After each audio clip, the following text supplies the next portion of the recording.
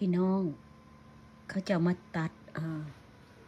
ต้นไม้บ้านเนเบอร์ของข่อย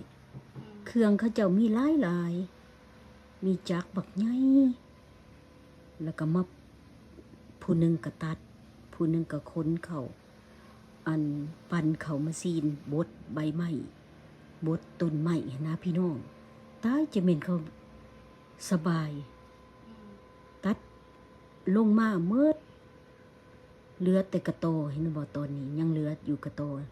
น้อยหนึ่งแล้วเขาก็บดบาทเดียวเลยโอ้ยคาเมนเฮาเฮ็ดเองนะก็สิใช้เวลาตั้งว่า2 มื้อตามน้องเคยข่อยเว้าแต่ว่าเขาเฮ็ดนี่นะเขามีแต่2 คนนึงเฮ็ด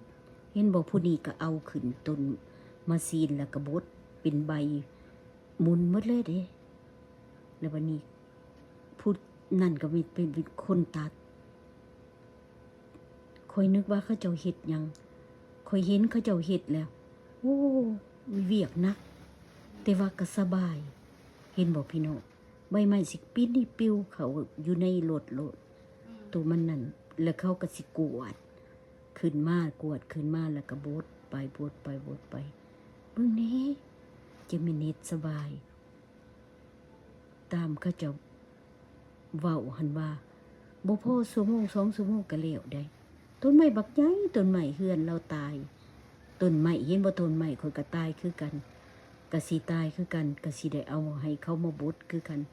คงสิแม่นมือต่อไปนี่แหละอยู่ในบล็อกข่อยตายเป็นแถวเลยพี่น้องปีนี้บ่ฮู้ว่าเป็นหยังแล้วพี่น้องแล้วเห็นบ่ยังเหลือแต่กระ